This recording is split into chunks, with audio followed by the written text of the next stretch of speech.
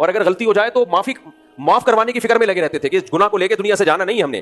فَاتَّخَذْتُمُوهُمْ سِخْرِيًّا, تم نے دنیا میں ان کا مذاق ٹھہرا لیا تھا.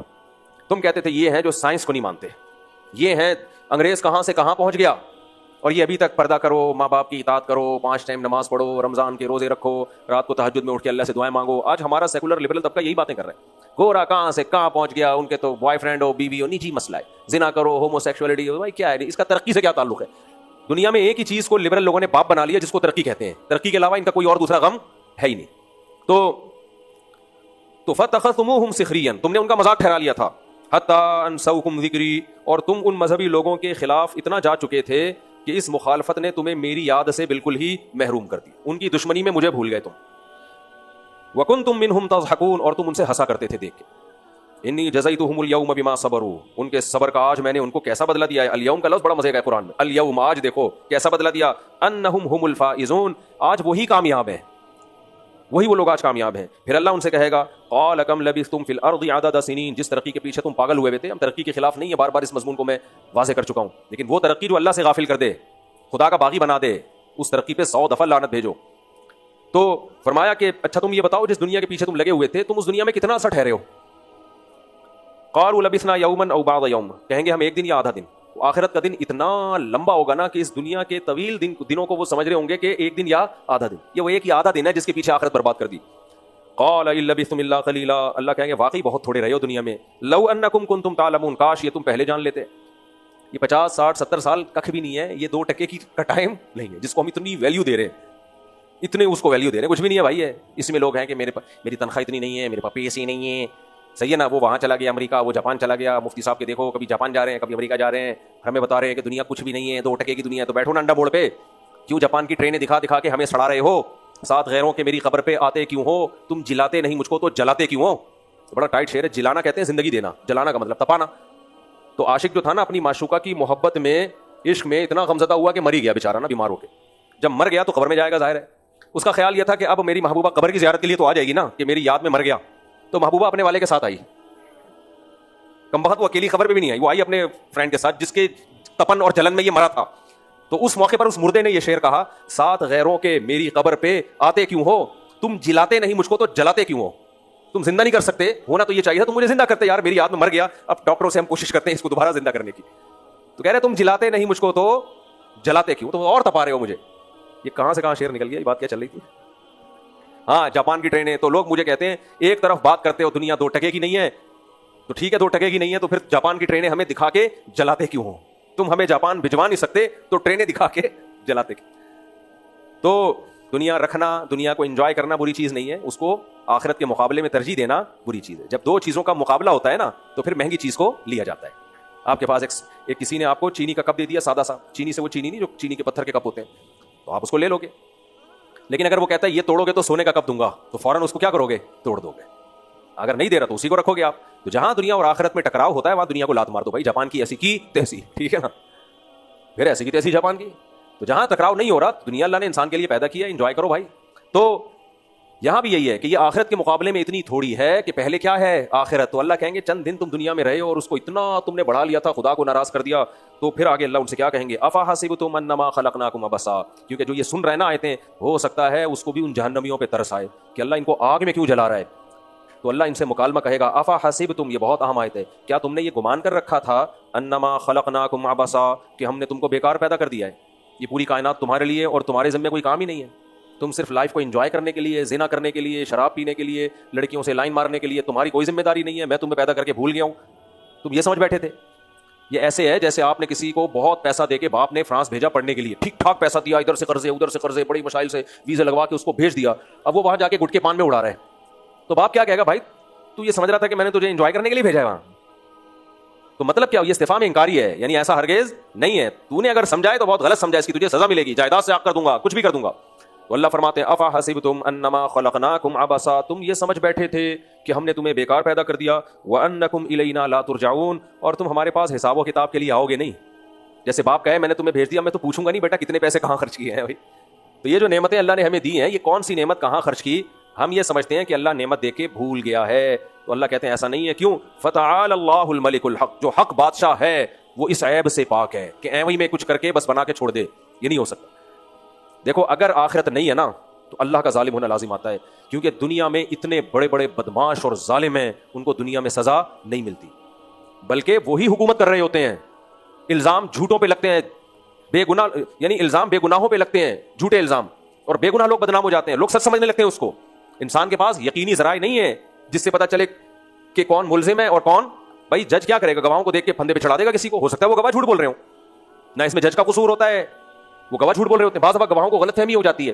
تو اتنا دنیا میں اس معاملے میں اونچ نیچ ہے کہ دنیا میں حقیقی انصاف ملنا بہت مشکل ہے، 100 انسانوں کے قاتل ہیں دنیا میں۔ جاپان میں جو بم برسا تھا اس میں لوگوں کی حالت کیا ہوئی تھی، اب تک وہاں اثرات ہیں اس کے۔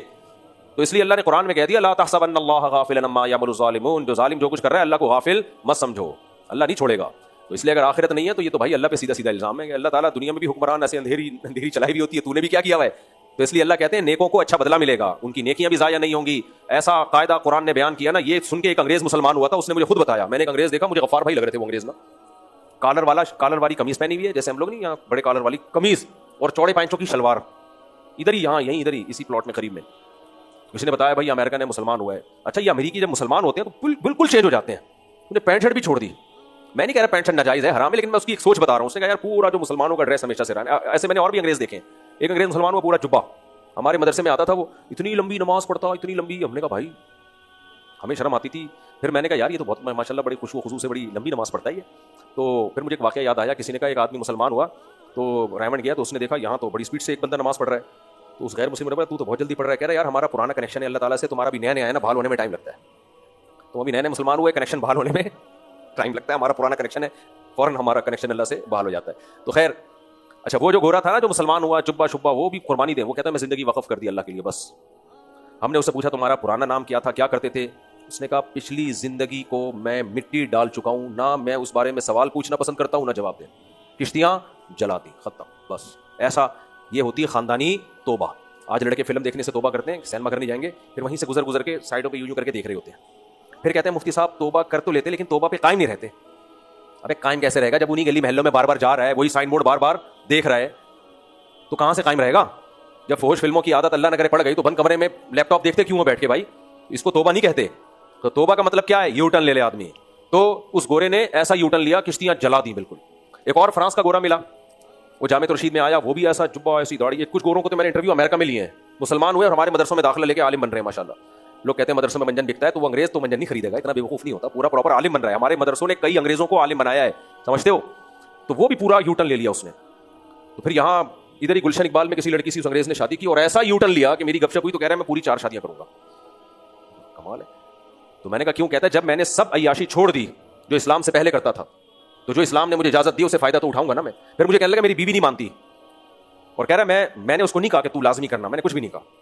تو کہتا ہے لیکن مجھے بڑی حیرانگی ہو رہی ہے کہ وہ مسلمان ہے تو وہ مجھے کیسے روک رہی ہے۔ میں نے کہا وہ مسلمان تو ہے لیکن بیوی بھی تو ہے نا وہ، تو اس کو ظاہر ہے سوگن آ رہی ہے اس کے اوپر۔ کہہ رہا ہے لیکن میں کروں گا، جب میری اتنی گرل فرینڈ تھی، اس نے کہا کہ میری اتنی گرل فرینڈ تھی میں نے سب کچھ چھوڑ دیا، تو اب جو اسلام نے مجھے، میں اسلام لایا ہوں تو پھر پورا اسلام۔ تو اس کی نظر میں پورا اسلام یہ تھا کہ پوری ٹوٹل، خالی یہی چیز نہیں تھی، ماشاءاللہ تہجد گزار اور داڑھی اور ماشاءاللہ بڑا زبردست لباس۔ خیر تو اللہ تعالیٰ فرماتے ہیں فتعال اللہ الملک الحق، اللہ جو برحق بادشاہ ہے وہ اس عیب سے پاک ہے۔ تو میں کہہ رہا تھا ہاں یہ آیت اصل میں سنانے لگا تھا جس کو دیکھ کے وہ غیر مسلم مسلمان ہوا، جو یہاں گورا آیا تھا نا، جو غفار بھائی لگ رہے تھے بالکل ایسے دیسی لباس۔ تو میں نے اس سے پوچھا بھائی کیا آپ نے اسلام؟ اس نے کہا ڈے آف ججمنٹ کو جس طرح اسلام ایکسپلین کرتا ہے ایسا کوئی بھی ایکسپلین نہیں کرتا، اور کہا انسان کو انسان بنانے کے لیے ضروری ہے کہ آخرت پر ایمان رکھے۔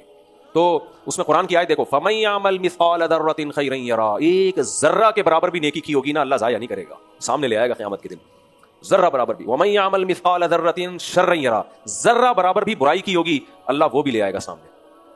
تو مَا لِهَٰذَا الْكِتَابِ لَا يُغَادِرُ صَغِيرَةً وَلَا كَبِيرَةً إِلَّا أَحْصَاهَا، قرآن کہتا ہے جب انسان اپنے نامہ اعمال کو دیکھے گا وہ کہے گا کیسا اعمال نامہ ہے کہ کوئی باریک گوشہ میری زندگی کا، چھوٹا گوشہ ہو یا بڑا عمل ہو، کچھ بھی نہیں چھوڑا اس نے، کچھ بھی نہیں چھوڑا اس نے۔ وہ حیران ہوگا بھائی ایسا تو، ایسی تو رپورٹ آج تک ہم نے کبھی دیکھی نہیں ہے۔ تو اللہ کہتے ہیں ایسا انتظام ہو رہا ہے ہم سب کے اعمال کے محفوظ کرنے کا۔ تو اللہ بچائے ہمارا بنے گا کیا آخرت میں۔ ڈاکٹر عبدالحی رحمہ اللہ فرمایا کرتے تھے کہ اللہ حساب نہ بھی لینا، صرف دنیا کو یہ بتا دے کہ یہ کچھ کر کے آیا ہے، یہ کیا کر کے آیا ہے، یہ بندہ یہ کچھ کر کے آیا ہے، تو کون بچے گا میرے بھائی، کون بچے گا؟ کہا وہ جو ذلت ہوگی نا وہی کافی ہے۔ اللہ ہم سب کو اس ذلت کے سے محفوظ رکھے، نیک اعمال کی توفیق عطا فرمائے۔ تو یہ سورہ مومنون تھی. اب آگے سورہ نور ہے. سورہ نور میں بہت سارے احکام ہیں آپس میں رہنے کے, ریاست سے متعلق. سب سے پہلے اللہ نے زانیوں کو چترول لگانے سے شروع کیا اس آیت. الزانی الزانیۃ والزانی فاجلدوا كل واحد منهما 100 جلدہ. زنا کرنے والا لڑکا ہو یا لڑکی ہو جو کما رہے ہیں ان کی بات ہو رہی ہے. حدیث سے پتہ چلتا ہے کہ دونوں کو اللہ کہتے ہیں چوک پہ کھڑا کر کے کمبختوں کو 100 کوڑے مارو. ولا تأخذكم بهما رأفة في دين الله. جب اللہ کا حکم جاری کرو تو تمہیں نرمی نہیں آنی چاہیے. ولیشهد عذابهما طائفة من المؤمنین. مسلمانوں کی ایک جماعت یہ منظر اپنی آنکھوں سے دیکھے. تو پھر اللہ نے بتایا زانی لوگوں کو گندی عورتیں پسند ہوتی ہیں, اور گندی عورتوں کی طرف رغبت بھی زانی مردوں میں ہی ہوتی ہے. جو پاکیزہ لوگ ہوتے ہیں الخبیثات للخبیثین والخبیثون للخبیثات. ناپاک مرد ناپاک عورتوں کے لیے, ناپاک عورتیں ناپاک مردوں کے لیے. گندی سے یہاں مراد ہے زانی, فاحشہ. ایک مرد پہ ٹکی نہیں رہی ہے نا. تو آج کل گرل فرینڈ بوائے فرینڈ میں بڑا عذاب یہ بھی ہے کہ شادی تو ہو جاتی ہے لیکن پرانے والوں کی یادیں رہ جاتی ہیں. پھر وہ کمپیئر کریں. میرے پاس بہت کیسز آتے ہیں, کبھی اکیلے میں آؤں خوشبو لگا کے میں بتاؤں گا آپ کو کیا ہو رہا ہے سوسائٹی میں. وہ پرانے والا تھوڑا سا نئے والے نے برا سلوک کیا نا شوہر نے, تو پرانا بوائے فرینڈ یاد آنا شروع. کاش وسیم سے شادی کر لیتی تو آج یہ دن نہ دیکھنے پڑتے. بھائی وسیم سے کرتی نا تو اس میں کچھ اور ایپ نظر آتے. تو ریلیشن میں بھی ہو جاتی ہیں بعض دفعہ. واٹس ایپ پہ کتنی طلاقیں ہو چکی ہیں. موبائل پکڑا پرانی والی نکلی. اس طرح شوہر کا بھی ہے, گرل فرینڈ بوائے فرینڈ, تو شوہر کا بھی پرانوں سے شادی یہاں ہو گئی لیکن اب یاد کون آ رہی ہے, پرانی والی. پھر وہ غفار کے نام سے اس کے نمبر سیو کیے میں, وسیم اور بیگم نے ایک دن پکڑ لیا کہ بھائی یہ تو رخشندہ ہے, یہ وحیدہ ہے, یہ محمودہ ہے. محمود نہیں, وہ محمودہ نکلا. محمودہ نکلی. وحید جو تھا وہ وحیدہ نکلی. کیا گندا غلیظ معاشرہ ہے یا نہیں ہے. اس سب کی بیس کیا ہے, کو ایجوکیشن, بے پردگی. خدا کی قسم باہر لوگوں کو تمہاری ایجوکیشن سے کوئی لینا دینا نہیں ہے. پتہ ہے پنجاب میں ہمارے علماء نے بات کی وزیر اعلیٰ سے کہ بھائی پنجاب میں یہ کو ایجوکیشن سسٹم کیوں ہے. پہلے مردوں کے الگ ہوتے تھے, لڑکیوں کے الگ. انہوں نے کہا باہر جو ہمیں قرضہ آ رہا ہے نا, انہوں نے بولا کہ ساتھ بٹھاؤ گے تو پیسے دیں گے ورنہ نہیں. اس سے پتہ چلتا ہے کہ ان کو تعلیم سے زیادہ ہمارا خاندانی نظام تباہ کرنے کا. یہ پیسے اس لیے دے رہے ہیں, اتنے نیک نہیں ہیں کہ یہ لوگ ترقی کر کے چاند پہ ہماری طرح پہنچ جائیں. وہ چاہ رہے بغیرتی میں ہماری جیسے ہو جائیں. ترقی تو انہوں نے خاک بھی نہیں کرنی, ٹھیک ہے نا. تو ان کو پتا ہے ہمارے پاس ترقی ہے, غیرت ختم ہو گئی. ان کے پاس ترقی نہیں ہے لیکن غیرت ہے, تو غیرت تو چھینو نا ان کمبختوں سے.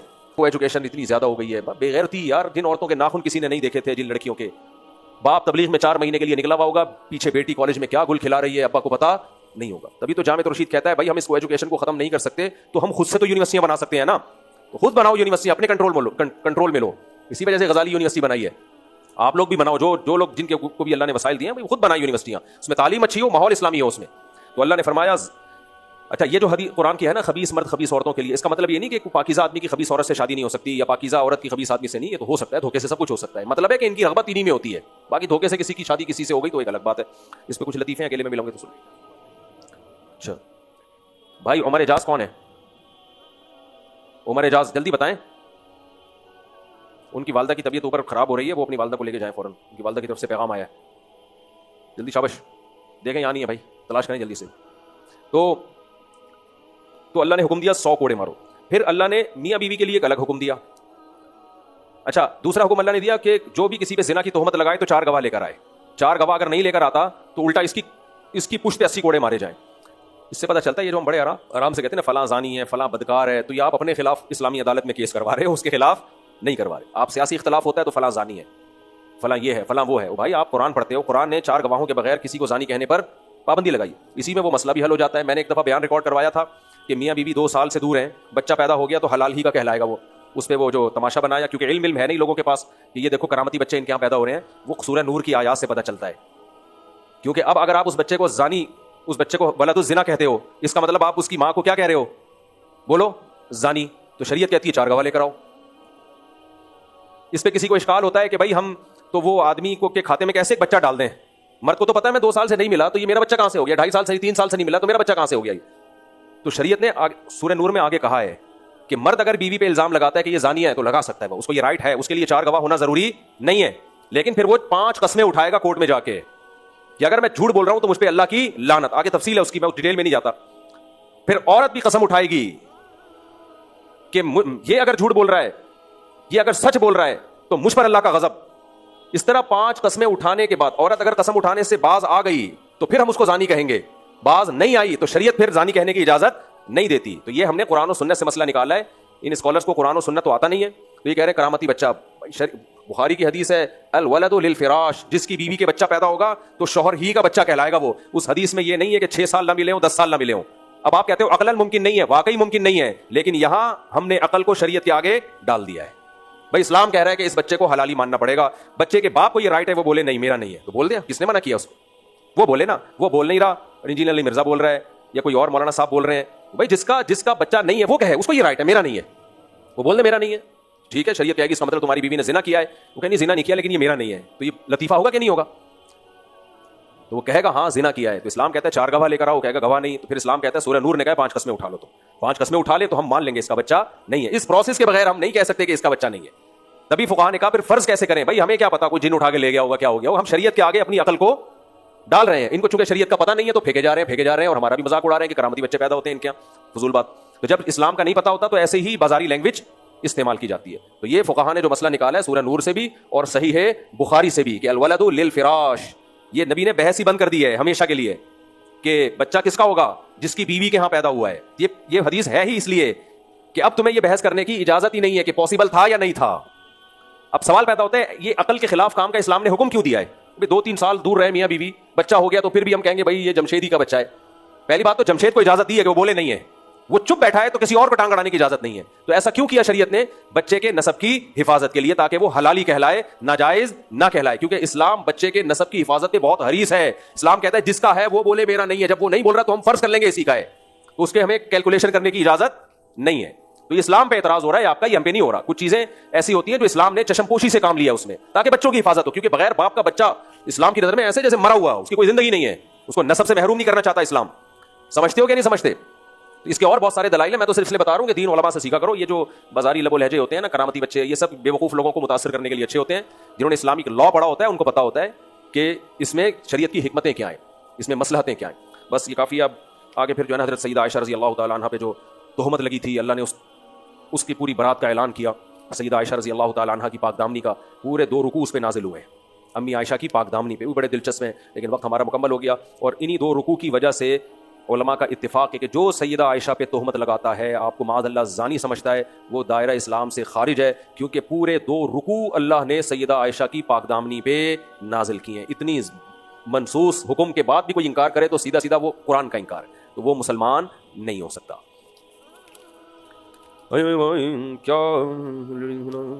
کیا پریگننٹ لیڈیز کے نام کی قربانی نہیں ہوتی؟ میں نے پڑھا ہے نبی نہیں ہوتی, پر مجھے ریفرنس نہیں ملا. ہے ہی نہیں تو ریفرنس کہاں سے ہوگا اس کا؟ جو خواتین پریگننٹ ہیں ان کی بھی قربانی ہو جاتی ہے, یعنی ان کے نام کی, انہی کی قربان نہ کر دیں تو ان کے نام کی ایک ہی ہوگی. جو بچہ جب تک دنیا میں نہیں آیا تو اس کے نام, اس کی قربانی نہیں ہوتی. سمجھتے ہیں؟ اس کی کوئی قربانی نہیں. چلو بھائی, اللہ تعالیٰ عمل کی توفیق عطا فرمائے.